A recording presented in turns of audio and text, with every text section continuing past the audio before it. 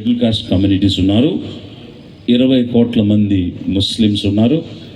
అంటే ఎవరైతే ఎస్సీలుగా ఉండి క్రిస్టియన్స్గా ముస్లిమ్స్గా కన్వర్ట్ అయి ఉన్నారో వారెవరికి కూడా రాజ్యాంగం ఇచ్చినటువంటి హక్కుల్ని అనుభవించే అవకాశం లేకుండా చేయడం అని అంటే డాక్టర్ అంబేద్కర్ చెప్పినటువంటి social democracy, trinity principles, liberty, equality, fraternity అనేటువంటి ప్రాథమికమైనటువంటి స్వేచ్ఛ, సమానత్వం, సౌభ్రాతృత్వం ఇంచుమించుగా 50 కోట్ల మందికి అందనీయకుండా చేస్తూ ఉన్న పరిస్థితి ఉంది అని అంటే మిగిలినటువంటి జనాభా, ఈ దేశంలో ఉన్నటువంటి మిగిలిన పౌరులు ఇది ఆలోచించాలి.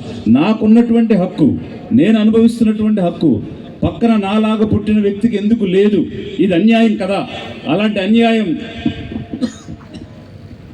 ఒక జాతికి జరిగితే అది తప్పు కదా. రాజ్యాంగం ఇచ్చిన ప్రతి అవసరం, ప్రతి రక్షణ ప్రతి వ్యక్తికి దొరకాలి కదా అనేటువంటి విషయాన్ని మిగిలిన జనాభా కూడా ఆలోచించాలి. ఇక్కడ దేశంలో, సమాజంలో ప్రజలందరూ కూడా సమానంగా చూడబడాలి. ఆ సమానత్వం అనేటువంటిది అడిగేటువంటి వ్యక్తే కాదు, ఇవ్వాల్సినటువంటి వ్యక్తి కూడా తెలుసుకోవాలి. అందువల్ల 140 కోట్ల మందికి సంబంధించినటువంటి విషయం ఒకవైపు నుంచి ఏ విధంగా రాజ్యాంగం ఇచ్చినటువంటి ప్రతి హక్కుని ప్రతి పౌరుడు అనుభవించాలి. అలా ఎవరైనా అనుభవించలేకపోతే దానిలో మనకి కూడా పాత్ర ఉంది, అది అందించే విధంగా చూడాలి అనేటువంటి ఒక విశాల దృక్పథం ప్రతి పౌరుడికి ఉండాలనేది ఒకవైపు అయితే, ఈ ఇండియాలో ఈ రకమైనటువంటి వివక్ష ప్రత్యేకంగా ఈ ఒక్క కమ్యూనిటీకి ఎందుకు జరగాలి అనేటువంటి చర్చ కూడా ప్రతి పౌరుడు చేయాలి. అయితే ఇక్కడ 2-3 అంశాలు ఉన్నాయి. మతం మారితే కులం పోతుంది అని సుప్రీంకోర్టు రీసెంట్గా ఇచ్చినటువంటి జడ్జిమెంట్. మరి నిజంగానే మతం మారితే కులం పోతుందా? Caste is a social reality. It doesn't dissolve by changing religion అని chief justice Ranganath Mishra commission report ఇచ్చేటప్పుడు దానిలో రాసినటువంటి అంశం. అంటే it is a social reality, theology cannot change it. అంటే మతంలోకి మారినంత మాత్రాన నిజం అనేటువంటిది మారదు, మతం మారినంత మాత్రాన నిజం మారదు. ఎందువల్ల మారదు అని అంటే మూలం ఎక్కడి నుంచి ఉంది, ఆరిజిన్ అనేది ఎక్కడి నుంచి వచ్చింది, ఈ కమ్యూనిటీస్ అన్నీ ఎలా ఆరిజినేట్ అయ్యాయి, మూలం ఎలా వచ్చింది, అది సోషల్ రియాలిటీ. అది మతం మార్చలేదు. ఆ సాంఘికంగా ఉన్నటువంటి ఆలోచన ఒకసారి మనం ఆలోచిస్తే ఈ మతం మారినటువంటి షెడ్యూల్ కాస్ట్ క్రిస్టియన్స్ కానీ ముస్లిమ్స్ కానీ వారికి సమానమైనటువంటి ప్రతిపత్తి సమాజంలో ఉందా? వారికి ఇంటర్కాస్ట్ మ్యారేజ్ జరుగుతాయా? వారి యొక్క బరియల్ గ్రౌండ్స్ సేమ్ ఉంటాయా మిగిలిన వాళ్ళతోటికి సమానంగా? చర్చెస్లో పర్టికులర్గా ఆంధ్రప్రదేశ్, తమిళనాడు, కేరళ, కర్ణాటక లాంటి రాష్ట్రాల్లో చేసినటువంటి ఒక స్టడీలో తెలిసినటువంటి విషయం ఏమిటంటే ఈ కమ్యూనిటీస్ వాళ్ళకి సపరేట్ ఎంట్రీస్ ఉన్నాయని, కొన్ని చర్చెస్లో కమ్యూనిటీ బేస్డ్గా సపరేట్ చర్చిలు ఉన్నాయని, అదేవిధంగా మాస్క్లో కూడా సపరేట్ ఎంట్రీస్ ఉన్నాయని, అష్రఫ్ అని, అల్జాఫ్ అని, అర్జాల్ అని 3 రకాలైనటువంటి ముస్లిం కమ్యూనిటీస్ ఉన్నాయి. అష్రఫ్ అంటే సయ్యద్, సిక్, మొఘల్స్, పతన్స్. అల్జాఫ్ అంటే ఓబీసీ ముస్లిమ్స్. అర్జాల్ అంటే షెడ్యూల్ కాస్ట్ కన్వర్టెడ్ ముస్లిమ్స్. అంటే ముస్లిమ్స్లో కూడా ఈ రకమైనటువంటి వివక్ష క్లియర్గా ఉందనేటువంటి విషయాన్ని సచార్ కమిషన్ రిపోర్ట్లో వారు మైనారిటీస్ యొక్క స్టేటస్ని చూసి ఇచ్చినటువంటి నివేదిక. ఈ రకంగా అన్ని రకాల డిస్క్రిమినేషన్స్ ఈ షెడ్యూల్ కాస్ట్ నుంచి కన్వర్ట్ అయినటువంటి క్రిస్టియన్స్కి, ముస్లిమ్స్కి ఈ దేశంలో ఎదుర్కొనే పరిస్థితి ఉన్నప్పుడు మతం మారితే కులం పోయింది అని ఏ విధంగా మనం చెప్తాము? కళ్ళుకు కనిపిస్తుంది కదా, సమాజంలో స్పష్టంగా కనిపిస్తుంది కదా, వివక్ష అనేటువంటిది స్పష్టంగా కనిపిస్తుంది కదా. కనిపిస్తున్నటువంటి సమయంలో లేదు అని దానిని మసిపూయాలని ప్రయత్నం చేస్తే అది ఎలా సాధ్యమవుతుంది? నిజం నిప్పు లాంటిది, అందరికీ కనిపిస్తుంది. అవుట్కాస్ట్ అవడం లేదా, ఎక్స్పల్షన్స్ జరగడం లేదా, అప్పర్ కమ్యూనిటీస్ వీళ్ళందరినీ కూడా వివక్షలో చూడటం లేదా, పరయార్ క్రిస్టియన్ అని, చక్కలియార్ క్రిస్టియన్ అని, మాదిగ క్రిస్టియన్ అని ఈ రకంగా ఆ కమ్యూనిటీస్ కేరళలోనో, తమిళనాడులోనో, ఆంధ్రప్రదేశ్లోనో విత్ కాస్ట్ పక్కన క్రిస్టియన్ అని చేర్చి మాట్లాడుతూ ఉన్నారనంటే ఎందుకంటే నిదర్శనం ఏం కావాలి? అంతేకాదు 1980 మండల్ కమిషన్ రిపోర్ట్లో చాలా స్పష్టంగా చెప్పింది, వివక్ష అనేది మతం మారిన తర్వాత కొనసాగుతూనే ఉంది కాబట్టి వీరికి కూడా ఎక్స్టెండ్ చేయాలని సచార్ కమిటీ చెప్పింది 2006లో. 2007లో రంగనాథ్ మిశ్రా కమిషన్ చాలా స్పష్టంగా ముస్లిం కన్వర్ట్స్కి, క్రిస్టియన్ కన్వర్ట్స్ ఈ వివక్షను ఫేస్ చేస్తూ ఉన్నారు కాబట్టి తప్పకుండా ఈ షెడ్యూల్ కాస్ట్ బెనిఫిట్స్ని వారికి కూడా ఎక్స్టెండ్ చేయాలని చెప్పేసి 2007లోనే కమిషన్ నివేదిక ఇచ్చింది. ఇవన్నీ ఇచ్చిన తర్వాత కూడా ఎందుకని వీరికి రావడం లేదు, ఎందుకని వీరికి ఇవ్వడం లేదు? ఏం కోల్పోతారు ఇవ్వకపోతే? చాలామంది ముందు మాట్లాడిన వాళ్ళు కూడా చెప్పారు, ఎడ్యుకేషనల్గా, ఎకానమికల్గా, ఎంప్లాయ్మెంట్ పరంగా, లీగల్ పరంగా, పొలిటికల్ పరంగా 5 రకాలుగా ఈ షెడ్యూల్ కాస్ట్ స్టేటస్, హోదా అనేది లేకపోతే ఈ కోట్ల మంది జనం కోల్పోయేటువంటి పరిస్థితి. అంటే వీళ్ళెవరికి కూడా విద్యా సంస్థల్లో ఈ కేటగిరీలో అడ్మిషన్స్ వచ్చే అవకాశం లేదు, స్కాలర్షిప్ వచ్చే అవకాశం లేదు, ఫెలోషిప్ వచ్చే అవకాశం లేదు, ఎకనామికల్గా భూమి వచ్చే అవకాశం లేదు, ఇల్లు వచ్చే అవకాశం లేదు, ఏదైనా చిన్న చిన్న వ్యాపారాలు చేద్దామంటే పెట్టుబడి నిధులు వచ్చే అవకాశం లేదు, ఉద్యోగాలు వచ్చే అవకాశం అంతకంటే లేదు. ఎడ్యుకేషనల్, ఎకనామికల్, ఎంప్లాయ్మెంట్, లీగల్గా మరీ ముఖ్యంగా ఈరోజు నడుస్తున్నటువంటి మొన్న వచ్చినటువంటి జడ్జిమెంట్ కానీ, కేసు కానీ లీగల్గా రక్షణ అనేది లేదు. ఒక అట్రాసిటీ జరిగితే, ఒక అన్యాయం జరిగితే, నన్ను ఈ జాతికి చెందిన వారని, ఈ కమ్యూనిటీకి చెందిన వారని నాపై అత్యాచారం చేశారని చెప్తే దానికి రక్షణ లేదు, దాని నుంచి వచ్చే సాయం దొరకదు, కాంపన్సేషన్ ఉండదు, రిలీఫ్ ఉండదు, రీహాబిలిటేషన్ ఉండదు. ఇవన్నీ ఒక ఎత్తు అయితే, అన్నింటికీ మించి ఎక్కడైతే చట్టాలు చేస్తారో, ఎక్కడైతే రక్షణ కోసం మాట్లాడతారో, ఎక్కడైతే ఈ జాతుల అభివృద్ధి కావాలి, వీరికి కావలసిన పథకాలు ఇవ్వాలి, విధానాలు రావాలి అని పాలసీ మేకింగ్, లా మేకింగ్, డెసిషన్ మేకింగ్ బాడీస్ ఉన్నాయో అసెంబ్లీ, పార్లమెంటులో వీరు పోటీ చేసి వెళ్ళే అవకాశం ఉండదు.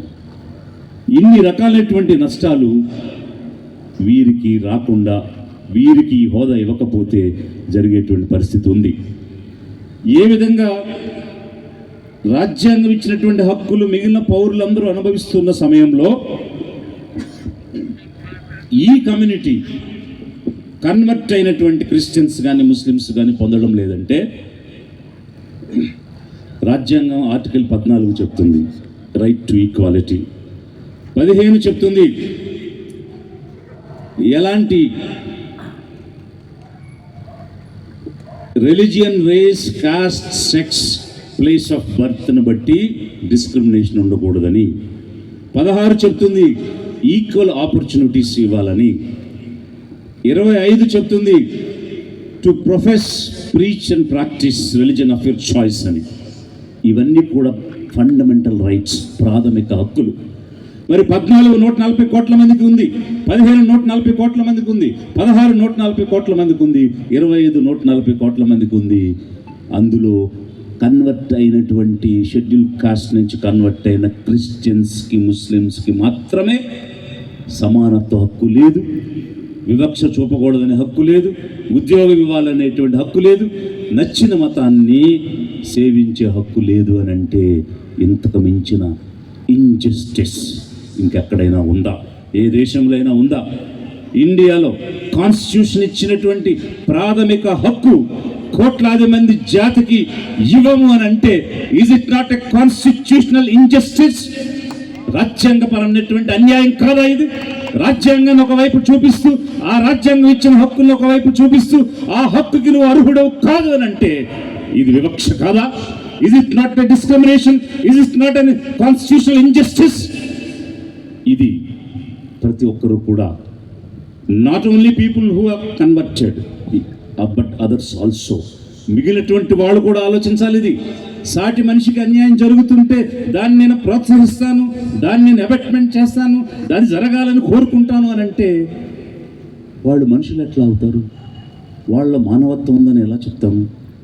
ప్రతి వ్యక్తి సమానంగా చూడబడాలి, ప్రతి వ్యక్తికి అన్ని అవకాశాలు రావాలి అని ఆలోచించేవాడే కదా మనిషి. అలా ఆలోచించినటువంటి మనుషుల్ని ఏ విధంగా మనం మనుషులుగా చూడగలుగుతాం?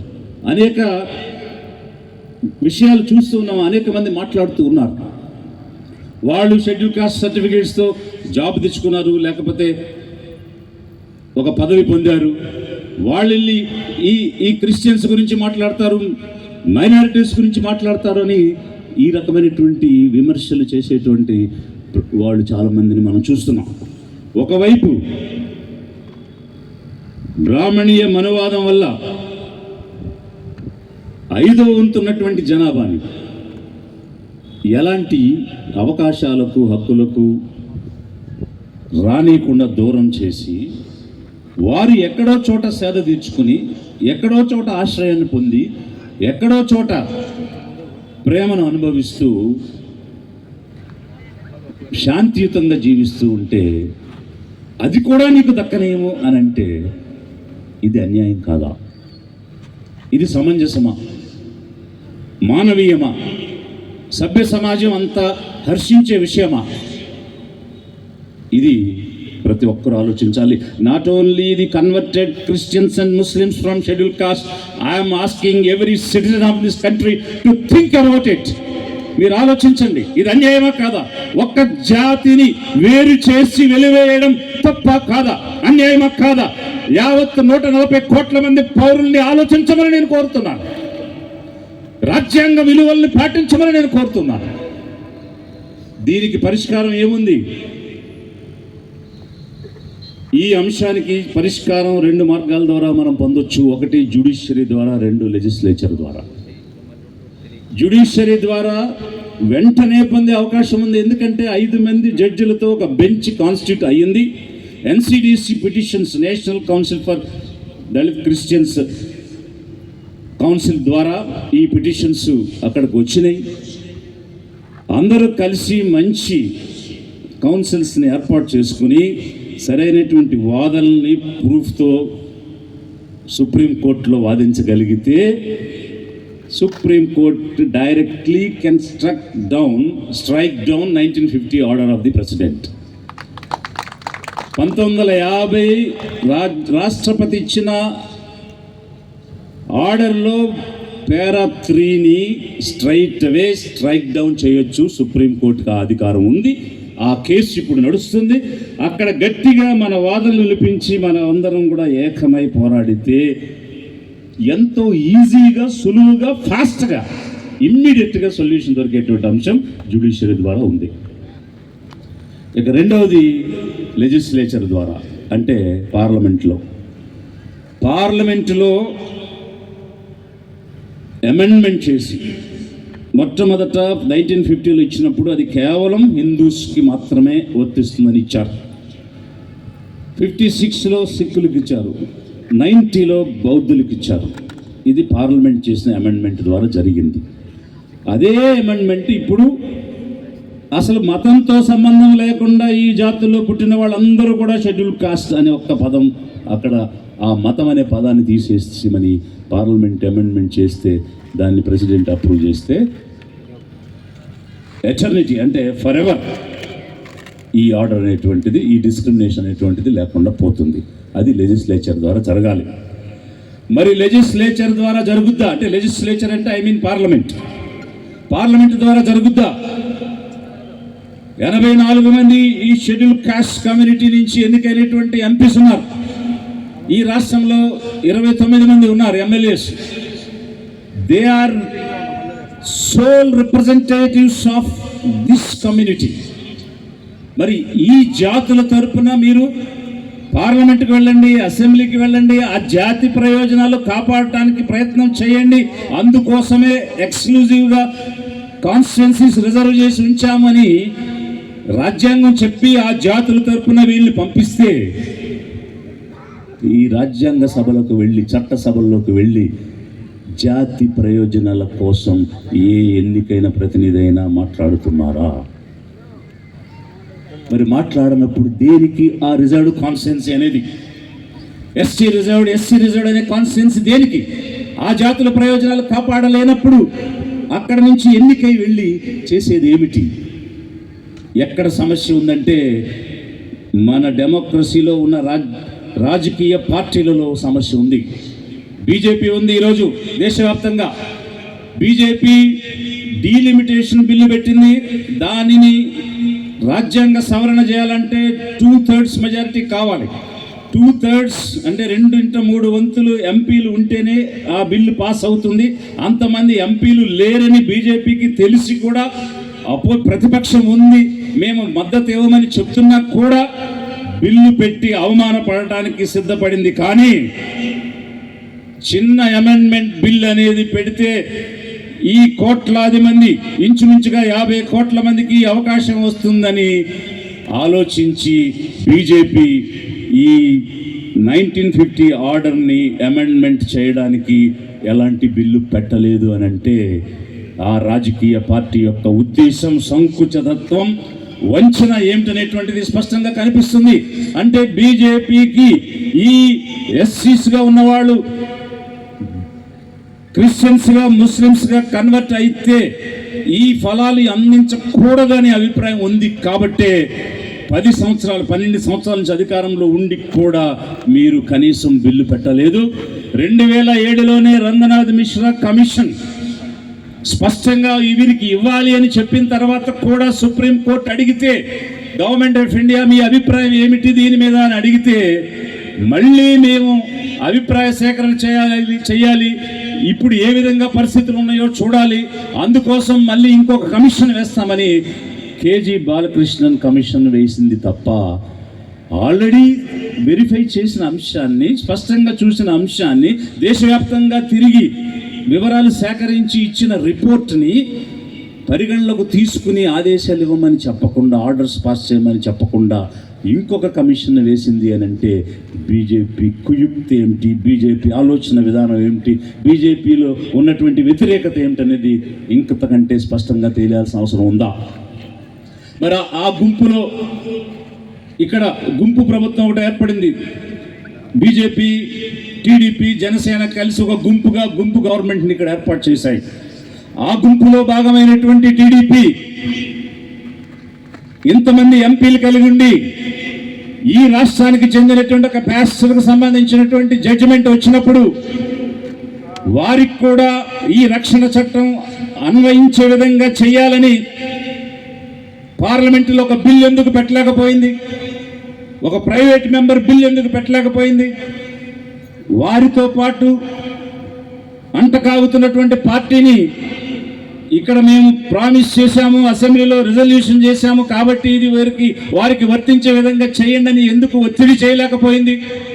జనసేన, నేను క్రిస్టియన్ అబ్బా, నా పిల్లలు క్రిస్టియన్ అబ్బా, మీ ఓట్లు నాకు ఏంటి అబ్బా అని పాస్టర్స్ అందరిని కూర్చోబెట్టుకుని అడిగిన జనసేన నాయకుడు ఎక్కడికి పోయాడు? ఇక్కడ అన్యాయం జరుగుతూ ఉంటే జనసేన కానీ తెలుగుదేశం కానీ మేము అసెంబ్లీలో చేసిన రిజల్యూషన్కి అనుగుణంగా వీరికి ఇది ఇచ్చి తీరాలని తమతో అంటకాగుతున్నటువంటి బీజేపీ మీద ఒత్తిడి తెచ్చి ఈ రాష్ట్ర ఎంపీల బలంతో కేంద్ర ప్రభుత్వం నడుస్తున్నటువంటి పరిస్థితిలో మన బలాన్ని, మన వేసినటువంటి ఓట్లను, మన ఓట్ల ద్వారా గెలిచిన సీట్లతోటి అక్కడ ప్రభుత్వం నడుస్తూ ఉంటే ఆ ప్రభుత్వాన్ని ఎందుకు ఒత్తిడి చేయలేకపోతుంది అని అంటే చిత్తశుద్ధి తెలుగుదేశానికి లేదు, జనసేనకు లేదు. అందుకే వారు నాటకాలు ఆడుతున్నారు. సెమీ క్రిస్మస్ వచ్చి కేకులు కట్ చేసి బైబిల్ ప్రవచనాలు చెప్పి మిమ్మల్ని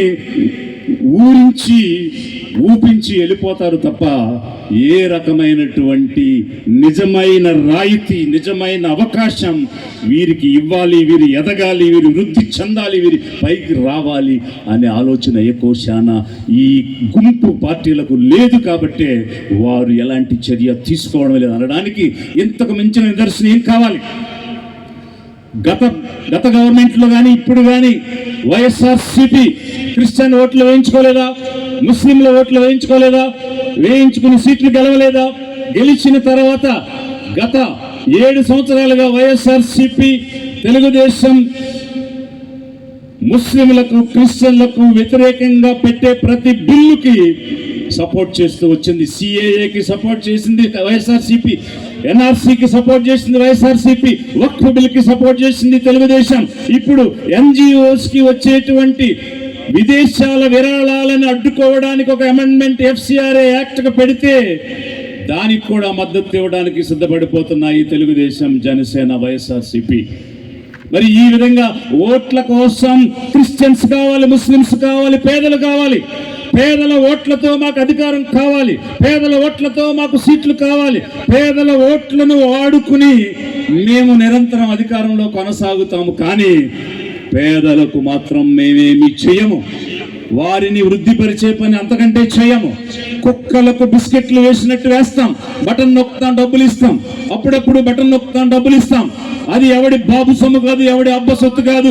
మనం కట్టిన డబ్బే మనకి బటన్ నొక్కి తిరిగి ఇవ్వడం తప్ప ఏమైనా ఆస్తులు ఇచ్చారా, భూములు ఇచ్చారా, ఉద్యోగాలు ఇచ్చారా, ఉపాధిని ఇచ్చారా, పెట్టుబడికి నిధులు ఇచ్చారా? వైఎస్ఆర్సీపీ ఇవ్వలేదు, తెలుగుదేశం ఇవ్వలేదు, జనసేన ఇవ్వలేదు, బీజేపీ ఇవ్వలేదు. ఇదంతా ఒక ఎత్తు అయితే ఆ పార్టీలలో ఉన్నటువంటి ఈ రోజు నేను అట్లీస్ట్ కొలకపూడి శ్రీనివాసరావు గారిని అభినందిస్తూ ఉన్నాను. డేర్ చేసి ధైర్యంగా ఈ రోజు ఈ డయాస్ మీదకి వచ్చి నేను ఒక ఎమ్మెల్యేగా ఉన్నా కూడా అన్యాయాన్ని ఎదిరించాలనేటువంటి మా ఆలోచనతో ఇక్కడికి వచ్చి మాట్లాడానని చెప్పారు. సభాముఖంగా వారికి అభినందిస్తూ, మీ పార్టీలు చెప్పినటువంటి సిద్ధాంతాన్నే పాటించేటట్టయితే ఈ జాతులకు ప్రతినిధులుగా ఎందుకు మీరు అసెంబ్లీకి, పార్లమెంట్కి వెళ్ళారు? ఆ జాతి ప్రయోజనాలు కాపాడమని కదా రాజ్యాంగం మీకు అవకాశం ఇచ్చింది. అందుకే ఈ బూర్జువా పార్టీలు, పెత్తందారుల పార్టీలు, ఆధిపత్య వర్గాల పార్టీలు ఎప్పటికీ కూడా పేదల ప్రయోజనాల కోసం పనిచేయవు. పేదల ప్రయోజనాలు కాపాడవు. పేదల ప్రయోజనాలు కాపాడి అధిక జన అధికారాన్ని సాధ్యం చేయాలనేటువంటి, సాకారం చేయాలనేటువంటి ఆలోచనతోనే లిబరేషన్ కాంగ్రెస్ పార్టీ విడుదల, విముక్తి పేదలకు కలిగించాలని స్వతంత్రంగా, స్వేచ్ఛగా, ఒకరికి బానిసలా కాకుండా, ఒకరికి తల వంచకుండా, ఒకరి యొక్క ఆదేశాలు తీసుకుని చేతగాని దద్దమల్లా పనిచేయాలనేటువంటి ఉద్దేశంతో కాకుండా సర్వ స్వతంత్రంగా, గణతంత్రంగా ముందుకు సాగాలి. పేదల కోసం, అధిక జనం కోసం, అధిక జన అధికార సాధన కోసం పనిచేయాలని లిబరేషన్ కాంగ్రెస్ పార్టీని స్థాపించి రాష్ట్రంలో పేదల ముందుకు వచ్చాం.